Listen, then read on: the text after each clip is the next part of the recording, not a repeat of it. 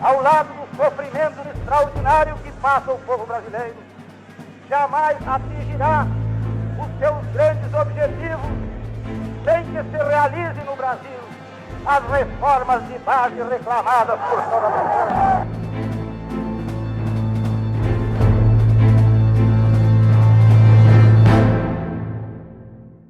Qualquer brasileiro que ame esse país, que ame a nossa história, que tenha orgulho de pertencer a essa grande nação, a essa grande pátria, há de mencionar na sua memória, e nem sempre nós temos feito isso com devido cuidado, alguns nomes absolutamente indispensáveis.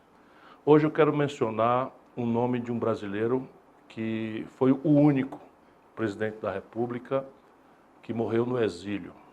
E só muito recentemente, depois de tanto ódio, tanta desagregação, tanta violência, tanta injustiça, pôde voltar para nosso solo sagrado e repousar aqui. Falo com muita emoção de João Goulart, presidente que pegou a batata quente da renúncia de Jânio Quadros num sistema eleitoral em que o povo votava para presidente e votava para vice-presidente separado. Não era como é hoje, em que o presidente e o vice são da mesma chapa. E havia uma onda muito violenta, por influência de estrangeira, dos interesses das multinacionais, de conservadorismo no Brasil. O discurso de sempre, moralismo de goela, parece assim que a nossa história se repete como tragédia no momento em que eu gravo esse depoimento.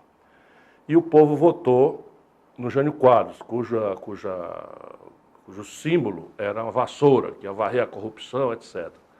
Mas talvez por sabedoria que o nosso povo tem, certo seguro, o povo votou num partido oposto ao do Jânio Quadros para vice-presidente. E o homem escolhido foi João Goulart.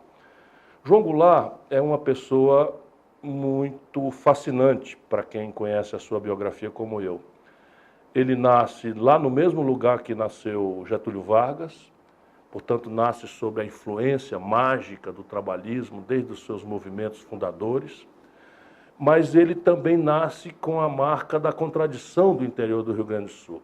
A sua família era proprietária de terras, mas ele desde muito garoto se sentia muito constrangido, se sentia pessoalmente muito mal em ver a imensa distância entre os ricos e os garotos de pé descalço da sua convivência na pobreza do Rio Grande do Sul, nesse estigma que ainda persiste na vida brasileira, em que poucos têm tanto até para o luxo e para estragar, enquanto muitos vivem na humilhação da miséria.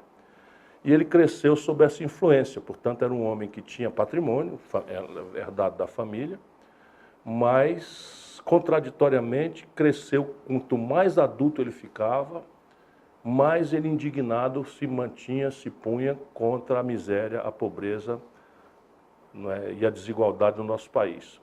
Evolui, vem ser ministro e depois assume, né, a vice-presidência da República, eleito diretamente pelo povo, com mais votos do que o titular da presidência da República, e o Jânio Quadros renuncia e ele é chamado a assumir a presidência da República. E aí recrudesce a escalada do golpe, hoje é documentado por forte influência norte-americana, forte influência das empresas estrangeiras. Havia até, no futuro, lá em 64, um porta-aviões americano, eu vi esses documentos nos Estados Unidos, e o Jango, quando houve essa renúncia, estava fora do país. E ele, como uma pessoa muito prudente, muito moderada, resolveu voltar, estava numa viagem para o estrangeiro, pingando, de aeroporto em aeroporto, para esticar o tempo da volta, enquanto se resolvia o problema aqui. Brizola, governador do Rio Grande do Sul, segura as pontas, se arma o povo gaúcho, no próprio Palácio Piratini, para resistir já à tentativa de golpe que já vinha lá na sequência trágica do suicídio do Getúlio. E acaba-se conseguindo uma solução dessas que a elite brasileira transa por cima, e o Jango aceita, para não ter conflito, uma solução golpista já, mas mitigada, que era o parlamentarismo. Assume como presidente da República, mas tiraram dele os poderes, especialmente de mudar a estrutura injusta, que, como eu disse, foi praticamente a denúncia da estrutura injusta, foi a história do João Goulart. E por isso os inimigos, ele que era um homem cordial, charmosíssimo, bonito, casado com uma mulher linda, o país inteiro via nesse casal, sabe, quase um ideal de príncipe, de princesa, de rei, de rainha, com a sua modéstia, mas a indignação com a pobreza crescendo. A história se acelera, não quero incumpridar, acaba se restaurando por voto popular a integralidade dos poderes do João Goulart. Aí ele partiu para cima. Partiu para cima, anunciou o que ele chamou de reformas de base. E reformas de base, basicamente, são coisas que até hoje o Brasil deve às maiorias populares. Reforma agrária, reforma da educação, a questão do capital estrangeiro e a sua atitude absolutamente descontrolada, sangrando o país, como estão fazendo agora com o pré-sal, com a entrega da Embraer, lá como cá, não é? Nunca aceitaram nossa vontade de ser uma nação soberana, contando com uma fração podre da nossa própria elite, que não tem sentimento nenhum de solidariedade com os mais pobres, muito menos de brasilidade. E aí deu-se o golpe de 64, que apanhou o João Goulart como se fora, e isso tudo é mentira, um títere do movimento comunista internacional. Pelo contrário, o Partido Comunista criou muito problema para o João Goulart, muito problema mesmo. Hoje está provado que a CIA americana infiltrou as Forças Armadas brasileiras com figuras que radicalizavam o discurso como se fossem muito agressivos de esquerda, sendo agentes da CIA, o mais famoso, está tudo documentado, o Cabo Anselmo. E ele tinha força, o João Goulart, de resistir.